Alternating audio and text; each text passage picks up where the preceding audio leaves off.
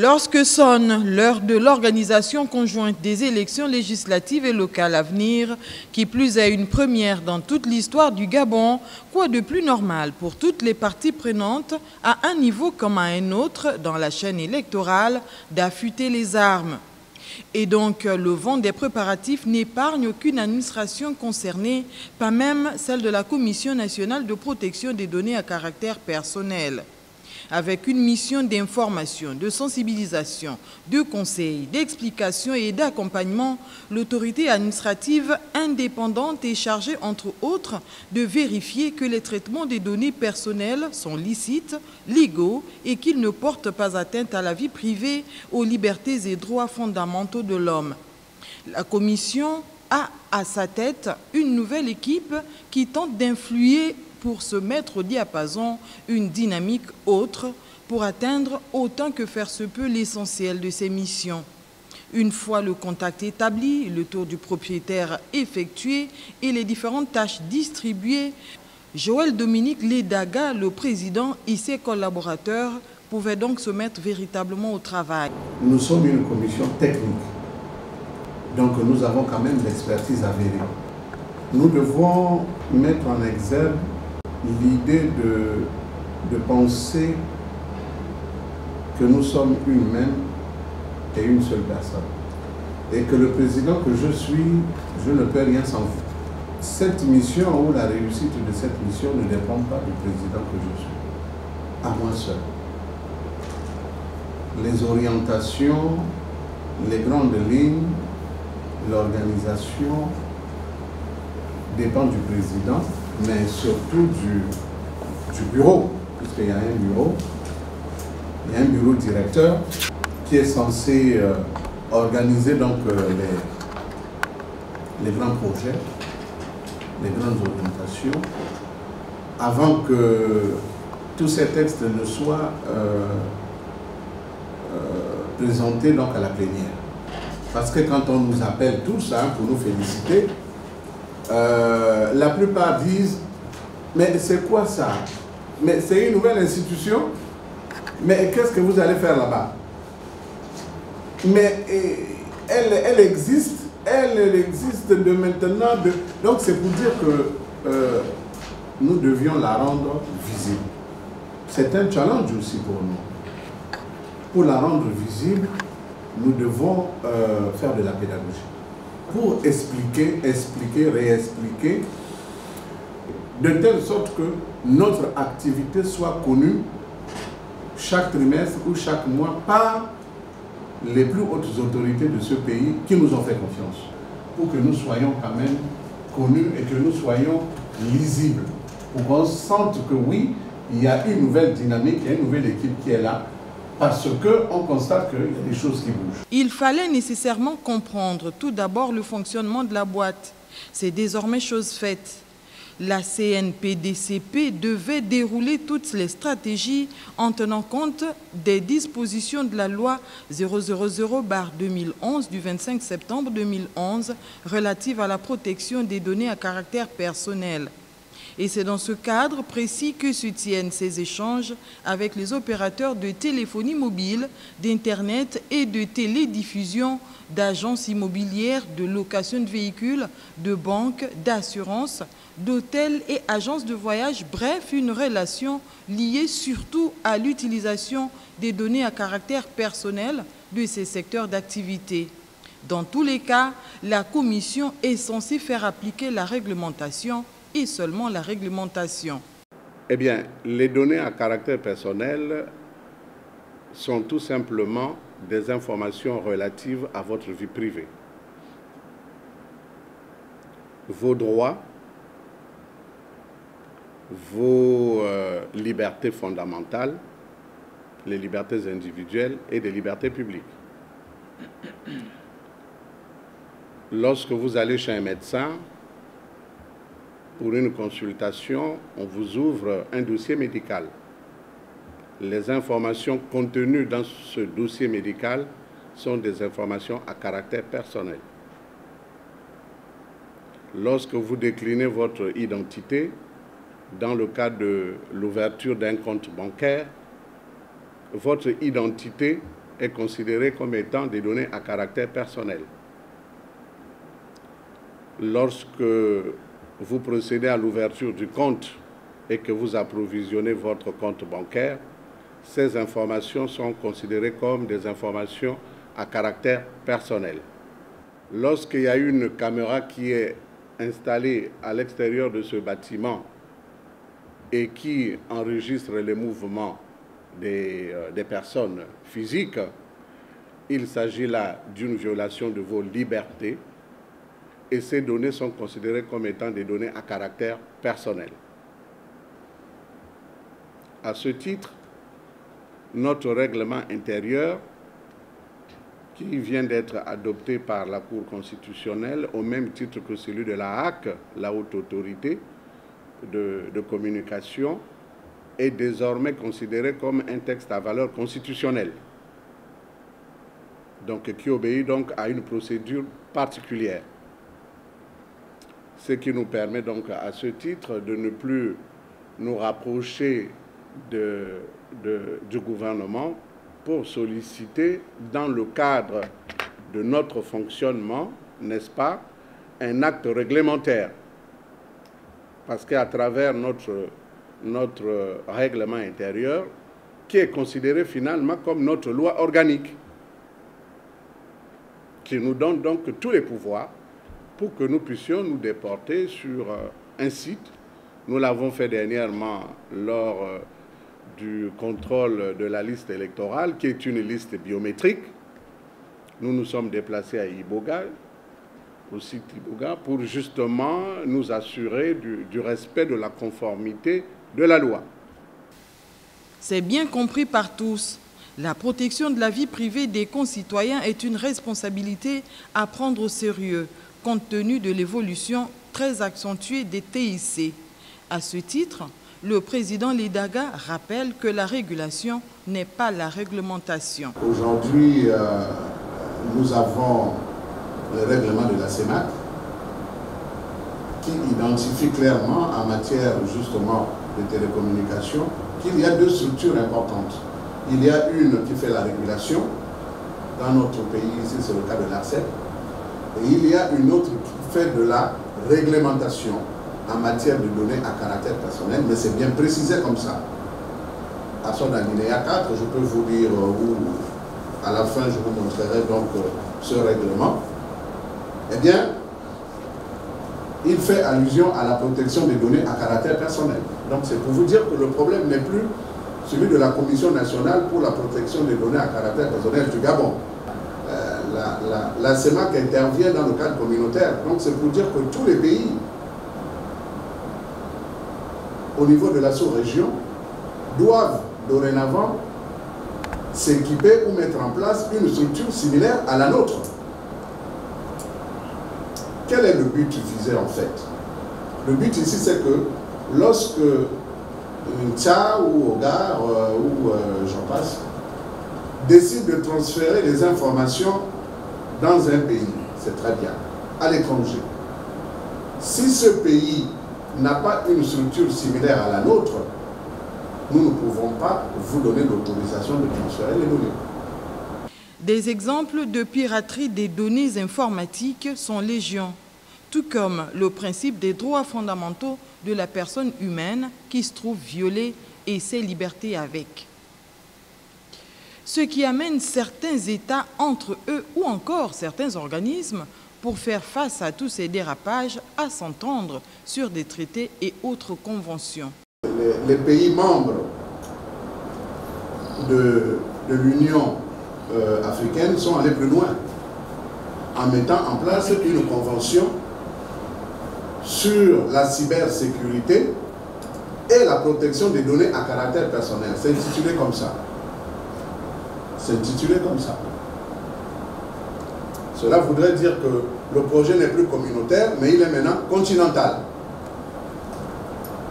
Toujours dans le cadre de la protection des données à caractère personnel.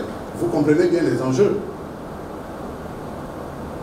Vous comprenez bien les enjeux, ça veut dire qu'il faudrait plus que jamais que tous les pays du monde entier s'y arrivent pour que tout le monde puisse parler dorénavant le même langage. il y a un traité qui a été signé en 2017 entre l'Union européenne et les États-Unis en matière de protection des données à caractère personnel. Ce traité va plus loin parce qu'il ne se limite pas seulement aux données distinctives, hein, vos empreintes, ça va plus loin parce que ça prévoit également le transfert de données au niveau des ressources humaines. La procédure est toute simple et tout part de ce formulaire annuel à remplir par les opérateurs économiques. Le formulaire de déclaration vous donne droit à une autorisation. Lorsque vous voulez mettre un traitement des données à caractère personnel en place, il faut absolument que vous saisissez la commission. Et la commission donc met à votre disposition des formulaires de déclaration qui vous permettent donc de pouvoir non seulement identifier votre structure, mais également nous préciser exactement quelle est l'activité qui est prévue derrière. Est-ce que c'est de la géolocalisation? Est-ce que c'est le transfert de données d'un pays vers un autre? C'est le cas des banques. Est-ce qu'il s'agit tout simplement de la vidéosurveillance, de la télésurveillance? Est-ce qu'il s'agit de l'interconnexion? C'est-à-dire, vous avez déjà un responsable de traitement qui existe, dont la commission a délivré une autorisation, parce que nous délivrons des autorisations, justement, et qu'il y a une autre structure similaire qui souhaite justement se connecter à cette structure existante pour pouvoir, n'est-ce pas, échanger des données. À partir de ce moment, cette nouvelle structure doit se rapprocher de nous, se conformer donc à ces déclarations, à ces formulaires de déclaration. Et ensuite, la commission donc siège en plénière, examine le dossier et à la fin de cela, délivre donc une autorisation. Il est question ici en fait de se conformer à la réglementation en vigueur qui peut se traduire par des contrôles, comme le rappelle ici le premier gendarme de la CNPDCP. La non-observation de cette réglementation peut être suivie de sanctions. Il y a des sanctions qui sont prévues par la loi. Les sanctions peuvent être de l'ordre administratif. Il s'agit là des avertissements, des mises en demeure. Ça peut être également des sanctions pécuniaires. La loi le prévoit clairement. Ça va de 1 million à 98 millions. S'il y a une récidive, on peut passer de 100 millions à 300 millions d'amende. C'est la commission qui apprécie par rapport à l'infraction le montant prévu pour telle ou telle sanction, ou plutôt telle ou telle infraction. Et enfin, nous avons des sanctions pénales. Nous pouvons faire recours au procureur de la République, c'est prévu par la loi, qui naturellement peut mettre à notre disposition la puissance publique pour que nous puissions mener à bien les missions qui nous sont assignées. Autrement dit, si vous nous faites obstacle, il y a toutes ces sanctions qui peuvent naturellement vous être imposées par la commission. Notre but n'est pas de procéder à une répression en tant que telle. Nous sommes des partenaires, nous devons travailler dans un cadre tout à fait indiquées, de bonne intelligence. Nous devons échanger. Si vous avez des problèmes, vous devez nous les soumettre pour que nous les examinons. C'est la raison pour laquelle nous sommes là. Des échanges qui ont donné lieu à une série de questions-réponses, dont les unes à titre de contribution et d'autres à titre de préoccupation. J'aimerais savoir, une fois que nous avons acheté l'autorisation annuelle, est-ce qu'elle est renouvelable chaque année? Ou au cours de l'année, une fois que nous avons obtenu l'autorisation, au cours de l'année, si nous voulons supprimer les données à caractère personnel d'une personne, est-ce que nous devons encore demander une autre autorisation pour la suppression? Jusqu'à quand ou quel est le délai pour nous, informaticiens ou responsables informatiques, de pouvoir nous mettre en conformité au risque de ne pas être surpris lors d'une future visite? Vous comprendrez pourquoi je ferai le plaidoyer en faveur de votre commission. Nous travaillons énormément dans les questions de bases de données. Vous savez que le monde moderne est régi par les bases de données aujourd'hui. Et lorsque la commission a été mise en place, nous l'avons, je l'ai en tant qu'expert, personnellement suivi. Et il y a eu comme une sorte d'atonie où on se demandait si la commission perçoit elle-même sa responsabilité dans tout ce qui se fait aujourd'hui en matière économique, sociale, politique, etc. Et lorsque votre commission actuelle est arrivée, nous avons été un peu satisfaits parce que dès le départ, vous avez marqué à l'entame votre volonté de pouvoir mettre en avant le travail de cette commission et surtout de venir vers les partenaires. Donc je tenais personnellement à vous féliciter, c'est pour ça que je suis venu, parce que ayant lu le communiqué peut-être tardivement, par hasard, mais je me suis dit qu'il était nécessaire de vous féliciter pour cette initiative, de mettre en avant la commission, d'aller vers les acteurs économiques et surtout de faire prendre conscience aux populations de la question des bases de données aujourd'hui, de la protection globalement des données à caractère privé, parce qu'il y a un commerce, je ne vous apprends rien, vous êtes des experts de ce domaine, un commerce sous-jacent qui se fait aujourd'hui avec les bases de données, et malheureusement nos populations ne sont pas toujours informées, ne connaissent pas toujours, tant il faut dire que déjà les aspects de droit élémentaires ne nous intéressent pas très souvent, à plus forte raison, ces questions qui sont tout à fait techniques. Si je peux me permettre, pour cette initiative, pour vulgariser d'abord cette institution. Pour vulgariser cette institution et aller au-delà de la vulgarisation de l'institution, vous donnez aussi le rôle, puisque c'est ça votre objet, la donnée. Vulgariser aussi l'importance de la donnée. Et je voudrais aussi dire une chose, c'est qu'aujourd'hui, les pays que vous avez cités là, ils savent faire de l'argent avec la donnée, mais nous on ne sait pas encore faire de l'argent avec la donnée. Donc il y a un devoir, comment on dit ça, pédagogique que vous avez aussi à faire pour déjà faire comprendre comment est-ce qu'on doit faire de l'argent avec la donnée. Et puisqu'on fait de l'argent, les gens qui donnent la matière première, parce que c'est vraiment une matière première, la donnée aujourd'hui. C'est vraiment de la matière première, c'est ce qu'on appelle aujourd'hui de l'or grise. Et tout le monde connaît tout ce qu'on appelle les GAFA, les Google, tous ceux qui sont censurés. Ils vivent de données. Qui de nous paye Google, qui de nous paye YouTube? Mais nous les payons par nos données personnelles. Ça, on ne le sait pas. C'est pourquoi je dis, vraiment, vous avez un rôle et j'ai pratiquement des frissons vous voir prendre cette initiative d'aller et de communiquer et de sortir cette institution pour que ça soit vraiment... Parce qu'en fait, vous vous mettez à la place de chacun d'entre nous ici pour nous défendre réciproquement.